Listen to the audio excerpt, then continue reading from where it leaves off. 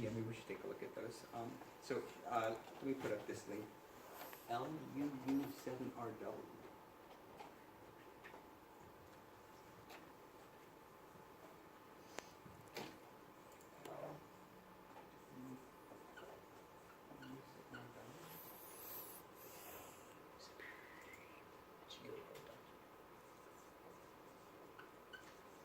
Okay, sorry for the hard to see grading, but so it's goo.gl/LU, that's better. LUU7RW, but the L and the U, first U are uppercase. And so that'll take you to the form to register, and then you can sign up as an individual or group. Is 5 points enough for 5? I say 10.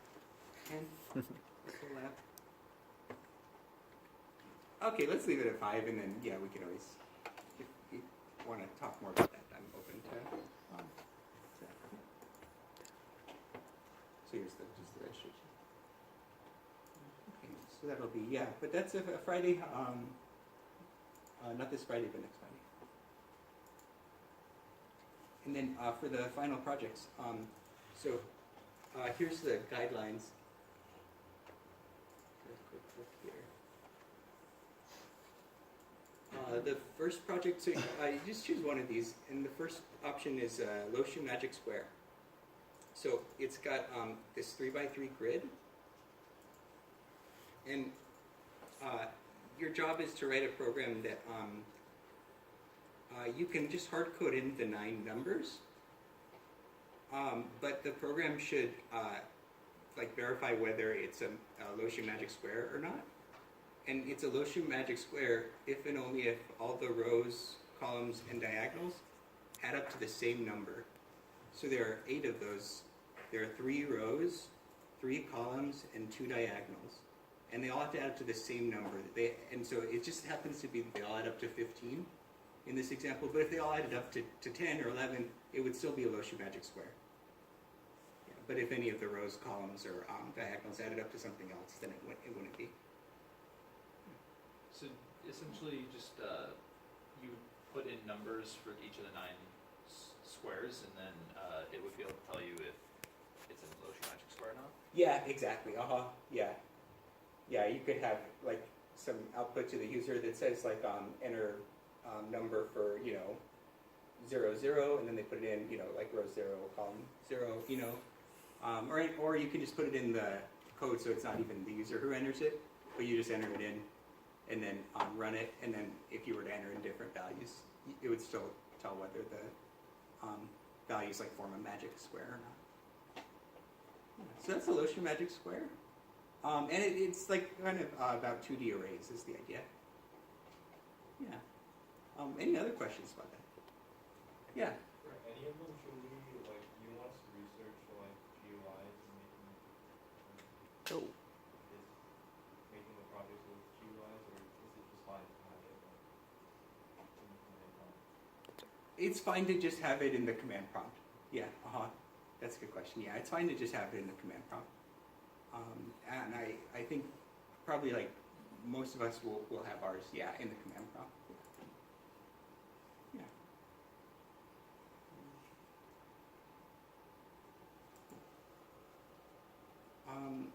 The second one is it kind of is about something that David brought up one of the nights, or that we were talking about one of the nights, which is Benford's Law. I went and looked it up. This is a project from one of the Nifty assignments by Steve Wolfram. Does anyone? Oh, Wolfman. Sorry. And you can see the, where it's coming from down there. And the idea is there's this file called librarybooks.txt. And it's in that same folder. And basically it just has a bunch of, like the number of books in each library for a bunch of different libraries. Tons of them. And the idea is your program should go through all of these counts, and it should tally up the leading digit, meaning just like the first digit for each of these. So here's like 2, 2, 3, 6, 1, 1, 1, 2, 1, 2. All these leading digits, it should tally them up, and it should give us like a distribution of those first digits. So it should tell us like the 1 was the first digit, you know, whatever percentage of the time, and the 2, 3, 4. So for every first digit, 1 through 9, it should tell us how often it was the first digit. So for that one, essentially would all those numbers just, they be passed in some sort of like integer array or something? Or Oh, like, good question. like, are you given all of those numbers that are then passed, or converted into some sort of array? Oh, it's up to you. Yeah, you can you can. So as long as your program reads in from this file, it's up to you. Yeah. Then like if you want to put them in whatever structure you want to use. Got it. Yeah. Yeah. But arrays, that's a great idea. Yeah. So let's say we did one of these for something very similar one for final. If I'm able to somehow do one of those in, I don't know, like 70 lines, is that fine? Or like, sorry, 50 lines or something? Yeah. No problem. Yeah. Of course. Yeah. Yeah. There's no like minimum length requirement or anything. No. No. Yeah. In fact, short and sweet is good. Yeah. Totally.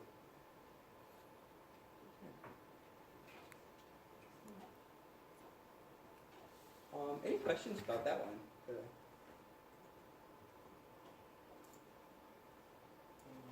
lead visual. Okay. The third one, if you're like a language nerd, is about Hangman. So Hangman, the words are going to come from this file called words.txt. And it has 1,000 common words from movies and TV. And so, house or I don't know why that's like that. Jack or Jack. Oh, right, because it's some of them actually are like lower or uppercase. So you would actually want to account for that also. So here's words.txt, and I'll just go ahead and download it. So text, if you right click it and then go save link as, and then save. That should save it, and then here's words.txt.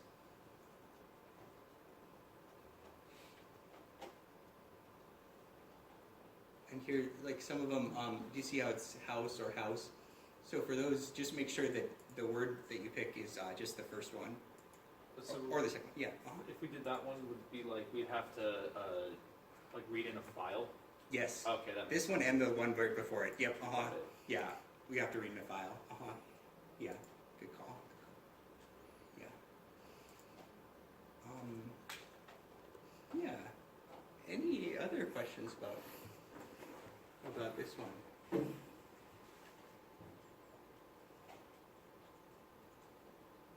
Yeah, you read in the file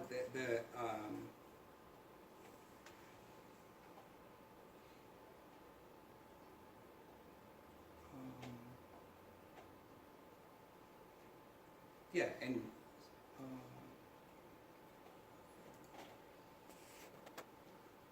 don't know. Yeah, any questions about that?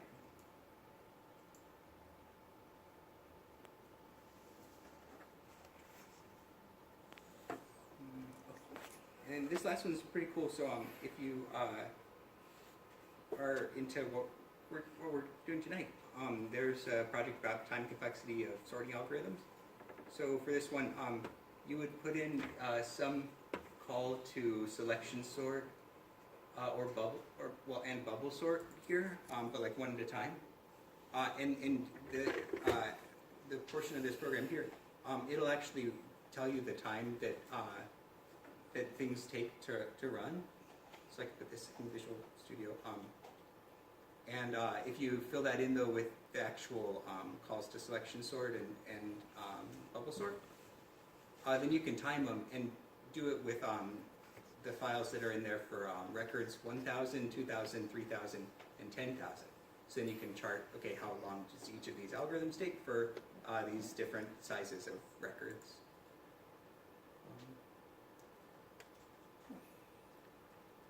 And here's the timer portion of that.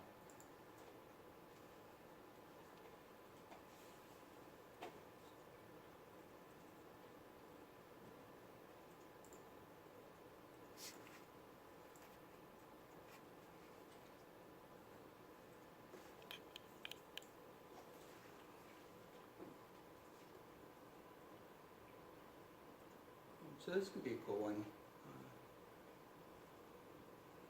Just with pretty much nothing there, you get like some really small number, 1.6 times 10 to the negative 6 seconds.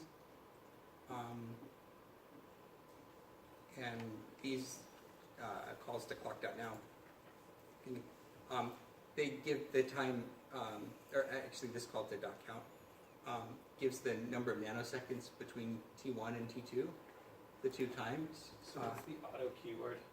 Oh yeah, and auto, it's like declaring a variable just to match whatever like it needs to. So it just like adapts to fit its data type. So, because I'm not sure what T1, what clock.now returns.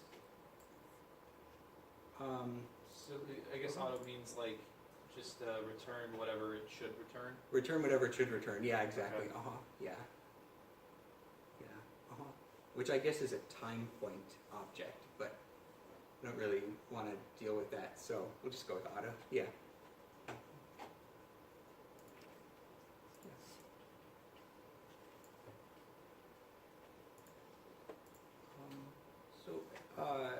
So then, any questions about doing that last one?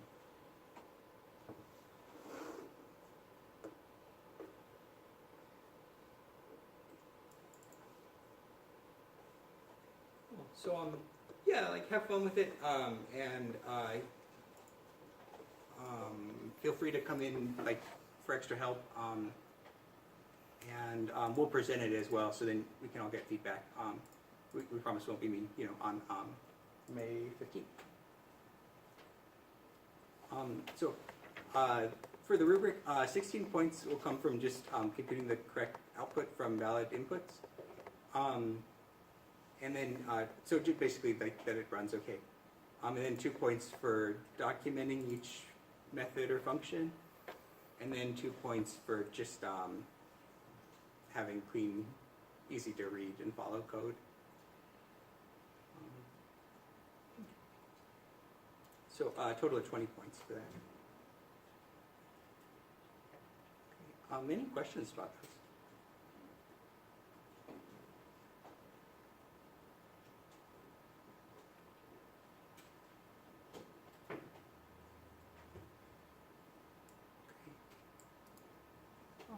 So the window's never closed though, so just, I mean, I guess it closes when we have to turn in stuff, but just if you think of something later about those final projects, just let me know.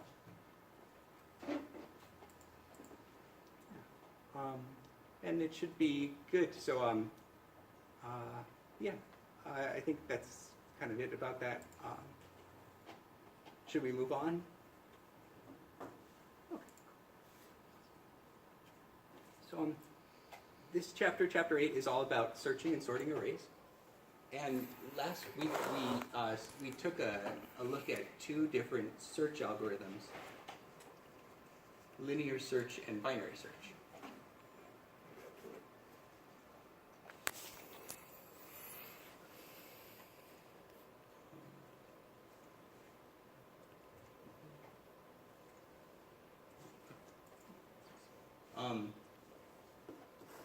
Highlighter is just like so straight. So linear search uses a loop to step through each element in an array and compares each element with some value that's being searched for.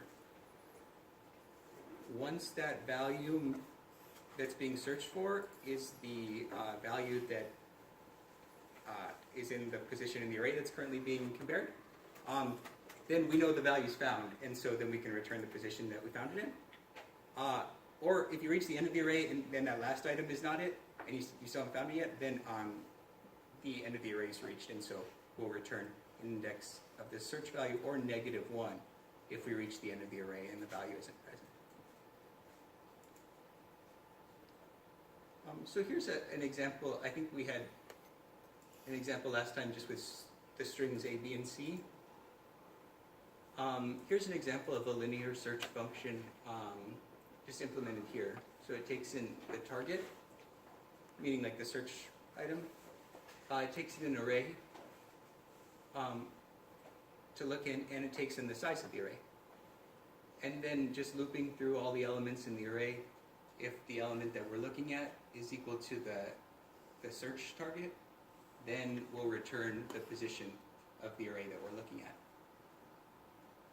If we reach the end of the array and still haven't found it, meaning this if statement is never true, then we'll just return -1. And here's our main function to test it out. So there's an array with To Kill a Mockingbird, the King James Bible, and a brief history of time. And that array is called books. And then we stored to result some int variable, the return value from linear search when it's called on a brief history of time, passing in the books array, and passing in 3, the size of the books array. So who can predict the output of this program when we run it?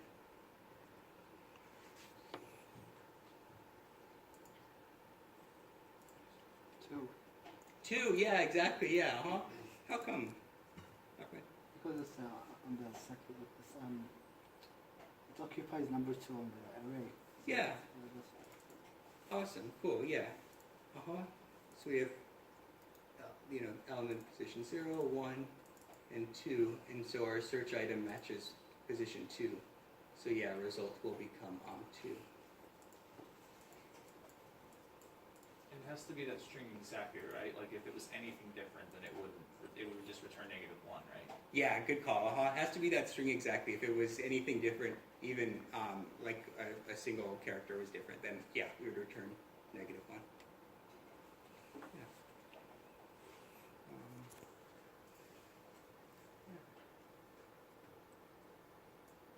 So you're exactly right up at, yeah, the search value is at position 2. Any questions about that linear search?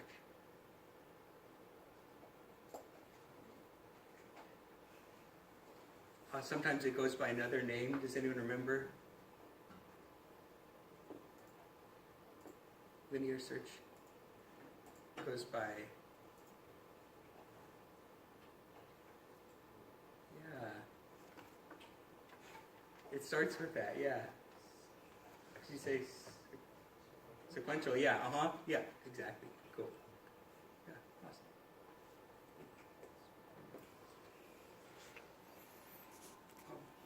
Binary search, on the other hand, is a search algorithm, but is much faster.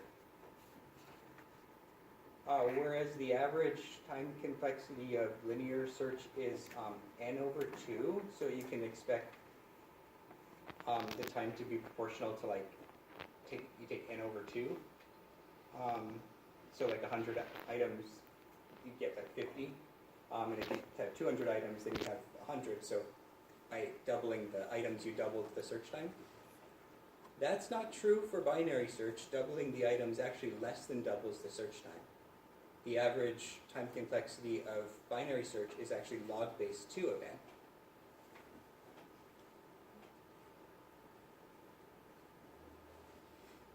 The only downside is that the elements have to be sorted first. But yeah.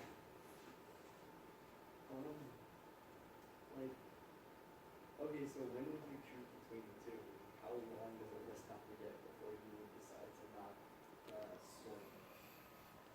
sort somewhere else in the program? Oh, good question. Well, for pretty small lists, yeah, linear search is fine. Like 50 to 100 elements would be still like really fast with linear search. But once like in the thousands, then yeah, not so fine. Yeah, yeah. That would be a cool final project, or maybe even a project for us, you know, as like extra credit, is to try a bunch of arrays and to chart them out and to see which one, where binary search, well, it'll always be faster, but I guess, well, not always faster, but like on average, yeah, you can expect it to be faster. So I guess whenever the sorting beforehand is not like prohibitive, you know, then binary search is going to be better than linear search. Yeah. Yeah. Do people in CS like care about the log base complexity? Oh yeah, that's like a that is actually I was at like a job fair once, and these people from Amazon were there, and they had like some it was like, I don't know, they had a bunch of like projects, like kind of quick projects, and yeah, that was part of it, like do the project but also like explain what the space complexity is or the time complexity of it. So they want like base, because then we did like complexities in discrete math, and we were basically doing them on, or we were focusing on comparisons, so like inside if statements or like loops and Yeah. comparison. So if we had like, I guess it's up to the preference of like who's asking you, because our professor just said what, it's like they go with what, like in function in general, and if we had like log base 2, which is like what a lot of calculations come out to, he just said put log in there. Do you mean just the subscript? Yeah, really, yeah, in computer science, log just means log base 2. So even though like we're used to log being log base 10 most of the time, when it's like just implied, really in computer science, the implication is, yeah, log means log base 2. Yeah, cool. Yeah, cool question. Yeah, awesome. Yeah. Yeah, sorry, I think I like read into that differently. Yeah. Yeah, the subscript, yeah, if you just see log and it's computer science, yeah, you can assume it's just log base 2.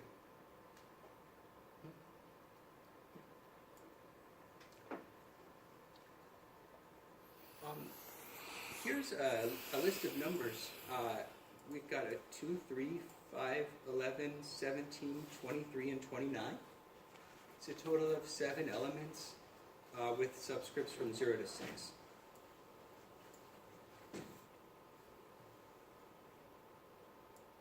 And if you're wondering why the complexity is log base 2 of n,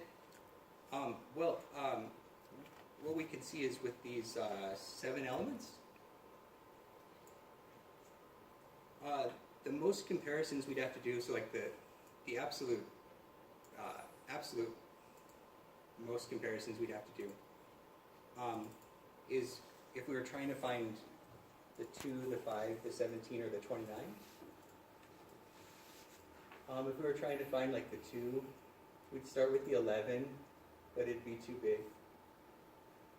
And then we'd check out the 3. So now we've done 1, 2 comparisons. And then we get to the 2. So we did 3 comparisons in that case. If you do the other ones, 5, 17, 29, you'll see the maximum number of comparisons is just 3 for those. If you're trying to find the 11, that's just 1 comparison.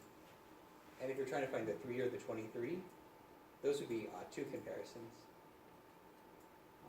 So by organizing the numbers into one of these binary trees, where every node just has, every element in the tree just has 2 children, so like 2 elements coming from it.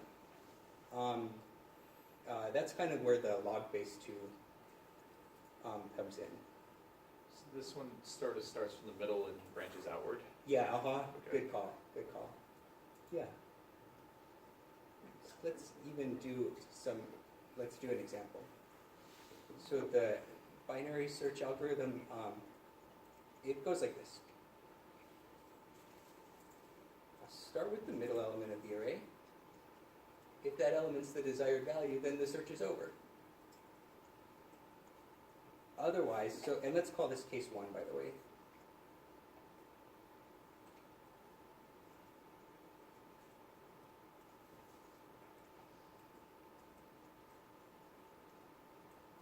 And let's have our 2 other cases be done here. So otherwise, if the middle element's greater than the desired value, then search the lower half of the array by setting last equal to middle minus 1. So let's call that case 2. And if the middle element's less than the desired value, search the upper half of the array by setting first equal to middle plus 1. So let's call that case 3. Let me go ahead and try to get rid of.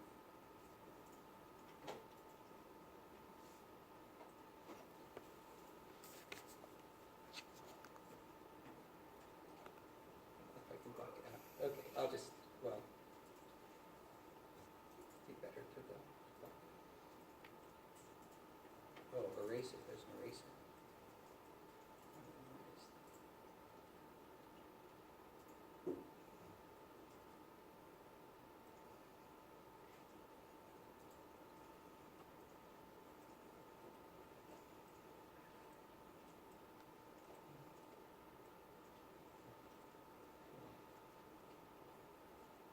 Trying to get rid of the whole table?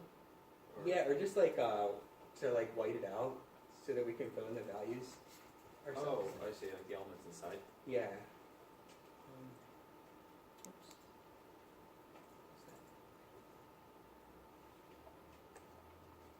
Is there another way to like select the table?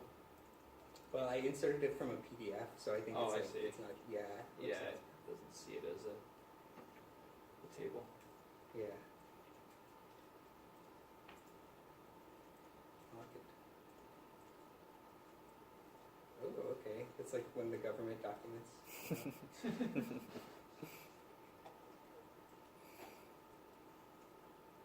Okay. Thanks. I just think it'll be better to do it out. How did white not work for that though? I don't know. I might have done it wrong. I don't know. I'll try on the next one. Okay. So,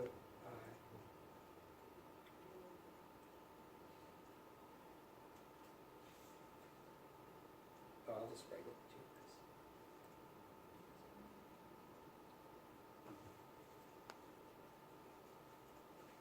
So first, I'll do the easy one. Is going to be 0.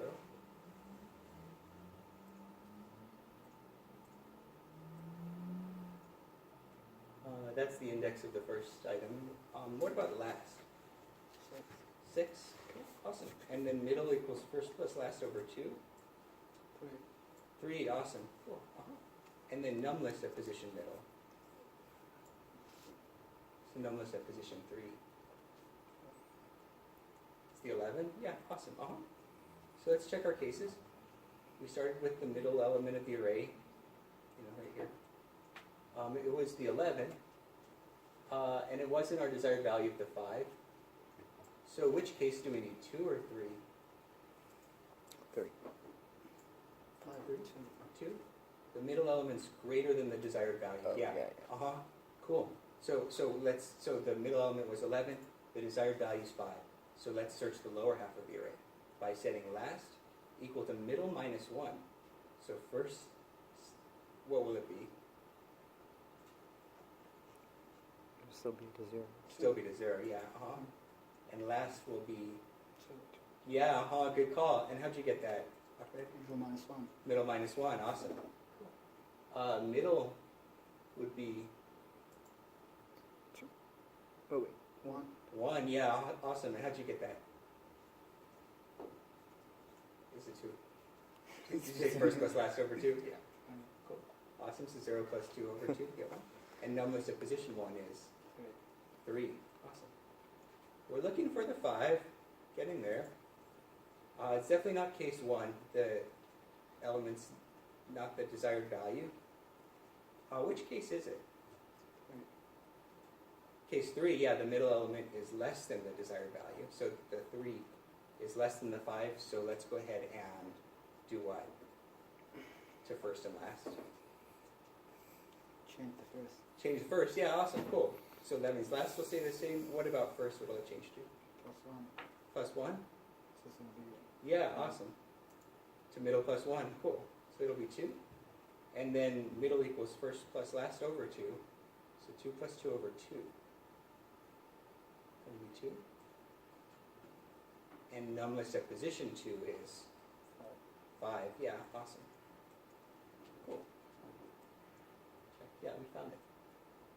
We found it by like zeroing in on it, and so we'll return what? The 5? well, two. 2. Good call. Yeah. Any questions about that? Yeah. Do you have an example with even amount of Oh, let's see. I think someone had that same question last time, and so let's. So is the first one 2 also, at like the last column? Oh, the sorry. the last row, for first? Yeah. Why is it, I'm confused why, first is 2. Oh, okay. So in after the second row. Yeah, after the second row. Yeah. So num list at position middle was a 3. Yeah, I got that. And we're looking for a 5. So the 3 is the middle element. And the 5 is the desired value. So it's case 3. The middle element, the 3, is less than the desired value. So we'll set first equal to middle plus 1. So middle was 1 before, but now first is going to be middle plus 1.